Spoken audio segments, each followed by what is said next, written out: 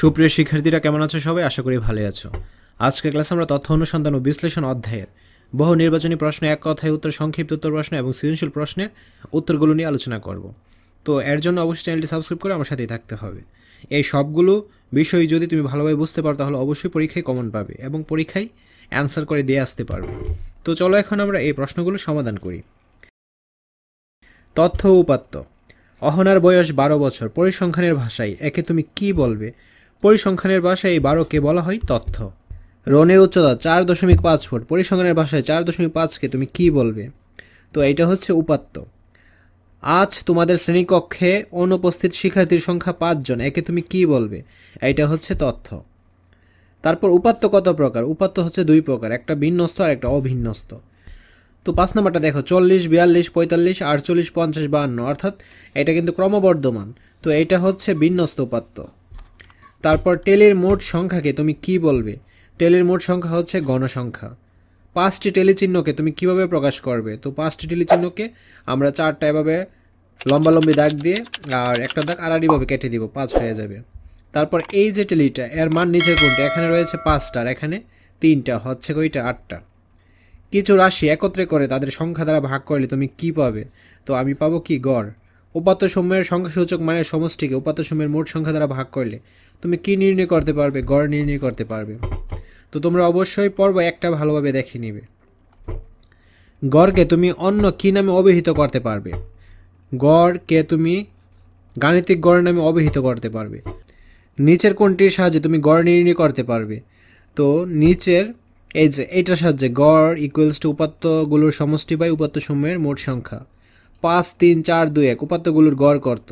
তো তুমি কি করবে? প্রথম এই সবগুলোকে যোগ করে দিবে, 5 যোগ 3 যোগ 4 যোগ 2 যোগ 1। তো সবগুলো যোগ করলে কত পাচ্ছ? 15। এখন এখানে সংখ্যা ওইটা 1টা 2টা 3টা 4টা 5টা, 5 দ্বারা ভাগ করবে, তো অ্যান্সারটা পেয়ে যাবে 3। রাইট অ্যান্সার কত? 3। 17, 29, 25, 0, 49 উপাত্তগুলোর গড় কত? সবগুলো যোগ করবে, যোগ করার পর এখানে সংখ্যা ওইটা 5টা, 5 দিয়ে ভাগ করবে, তাহলে অ্যান্সারটা 24 পেয়ে যাবে। তোমার শ্রেণীকক্ষে 25 জন শিক্ষার্থীর বয়সের সমষ্টি 300 বছর হলে তোমাদের বয়সের গড় কত হবে? তো তুমি কি করবে? এই যে 300কে 25 দিয়ে ভাগ করবে, তাহলে অ্যান্সারটা পাবে তুমি এই যে 12। 10 জন শিক্ষার্থীর উচ্চতার গড় এখানে হবে 42, ঠিক আছে? 42 ফুট হলে উচ্চতার সমষ্টি করত, তো 42 দ্বারা 10কে গুণ দিলে অ্যান্সারটা পাবো 420। আমাদের ব্যবহারিক জীবনে কোনটির অধিক ব্যবহার লক্ষ্য করা যায়?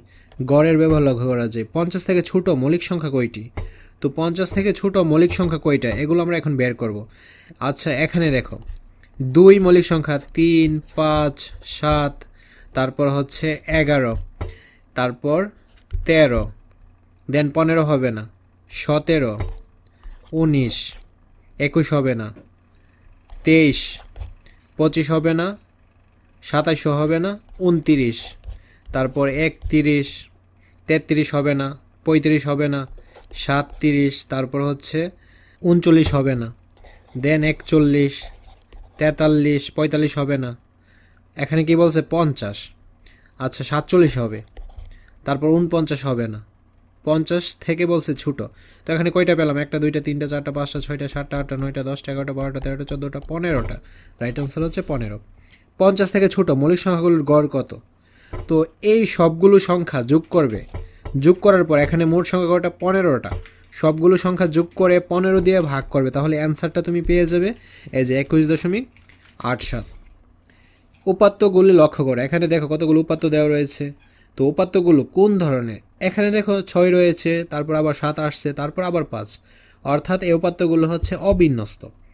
উপাত্তগুলোর গড় কত? তো তুমি কিভাবে করবে? সবগুলো যোগ করবে, যোগ করার পর এখানে সংখ্যা কয়টা? 1টা 2টা 3টা 4টা 5টা 6টা 7টা 8টা 9টা, 9 দিয়ে ভাগ করবে, তাহলে অ্যান্সারটা পেয়ে যাবে 9। এসএসসি 2025 শেষ মুহূর্তের প্রস্তুতি কোর্সটি করে পরীক্ষা টেনশন আজই দূর করে ফেলো। স্পেশাল প্রোমো কোড ব্যবহার করলে পেয়ে যাবে 500 থেকে 1000 টাকা পর্যন্ত ডিসকাউন্ট। কোর্সটি সকল গ্রুপের জন্য অ্যাভেলেবল। তারপর মধ্যক উপাত্তসমূহের মানগুলোকে কয়ভাবে বিভক্ত করে? 2 ভাগে। উপাত্তসমূহের মানগুলোর মানের ক্রমানুসারে সাজানোর প্রয়োজন হয় নিচের কোনটি নির্ণয়ের ক্ষেত্রে? অবশ্যই মধ্যক নির্ণয়ের ক্ষেত্রে। মধ্যক সংগৃহীত উপাত্তের কোন ধরনের মান? এটা হচ্ছে মধ্যম মান। 5 জন শিক্ষার্থীর ওজন 39, 33, 35, 38, 32 উপাত্তগুলোর মধ্যক কত? তো এখানে সংখ্যা কয়টা? 1 2 3 4 5টা। প্রথমে এগুলোকে আমাদের বিন্যস্ত করতে হবে। তো আমরা যদি বিন্যস্ত করি কি পাবো দেখো। প্রথমে হবে 32, এরপরে কি 33, 33-এর পরে পাবো 35, 38, তারপর 39। এখন আমরা আলাদা আলাদা করবো। এখানে দেখো এইদিকে 2টা নিলাম, এদিকে 2টা নিলাম, মাঝখানে কয়টা? 35টা। তো মধ্যক হবে কি 35। এই সংখ্যাগুলো উপাত্তগুলোর মধ্যক কত? আমরা প্রথমে এগুলোকে বিন্যস্ত করব। প্রথমে হবে 6, তারপরে হবে 8, দেন 10, 12, এরপরে কি হবে 15।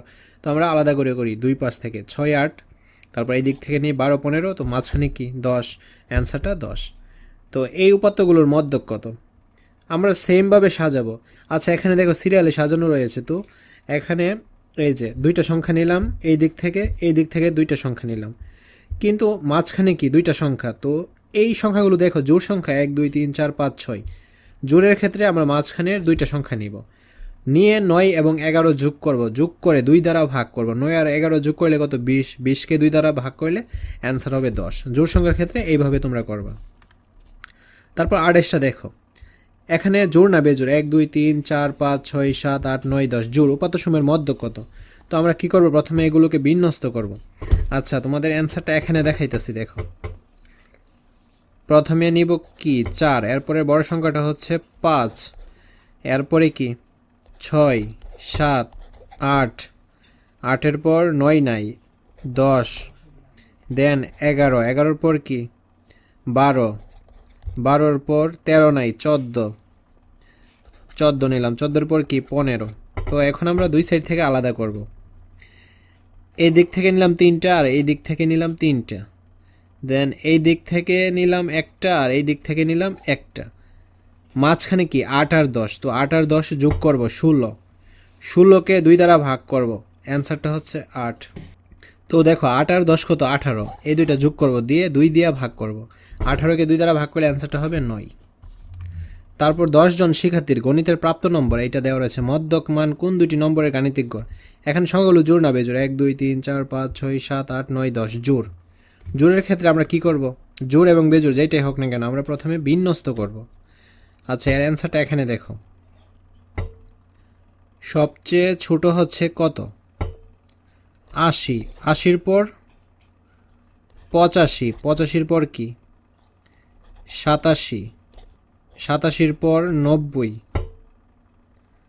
90-এর পর 95 হচ্ছে 1টা 2টা 3টা, 1টা 2টা 3টা 4টা, তারপর 100। তো 90 হচ্ছে 2টা। ঠিক আছে, এখন আমরা কি করব? আলাদা আলাদা করব। এই দিক থেকে 3টা নিলাম আর এই দিক থেকে 3টা নিলাম, 3টা নিলাম, দেন এই দিক থেকে আরও একটা নিলাম আর এই দিক থেকে আরও একটা নিলাম। তো এখানে কি রয়েছে? 90 এবং 95, এই যে মাঝখানে 2টা সংখ্যা। আচ্ছা আমরা মাঝখানের সংখ্যা 2টা পেয়েছি 90 এবং 95। তো এখানে বলছে মধ্যক মান কোন দুইটি নম্বরের গাণিতিক গড়? এই যে অ্যান্সারটা পেয়ে গেলাম 90 এবং 95। মধ্যক কত? তো 90 এবং 95কে যোগ করব, করে 2 দ্বারা ভাগ করব, অ্যান্সারটা পাবো 92.5। তো তারপর অঙ্কটা দেখো, এখানে দেখো কতগুলো উপাত্ত দেওয়া রয়েছে। আমাদের বলছে কি উপাত্তসমূহের মধ্যক কত? এটা কিন্তু বিন্যস্ত নেই, এটা অবিন্যস্তই আছে। তো আমাদের বিন্যস্ত করতে হবে বা সাজাতে হবে। তো এখানে আমি অঙ্কটা করে দেখাচ্ছি। প্রথমে 11 নিব, তারপর 12 13 সাজানো রয়েছে, তারপর 14 আসবে, দেন 15 আসবে। আচ্ছা 13 এখানে কিন্তু 2 বার, এই যে এখানে একটা আর এখানে একটা, 13 হচ্ছে 2 বার।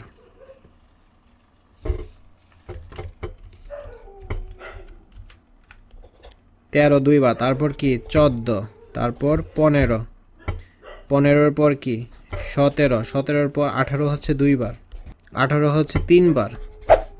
তো আমরা এই দিক থেকে 4টা নিলাম আর এই দিক থেকে 2টা 3টা 4টা নিলাম, মাঝখানে কি 14 এবং 15।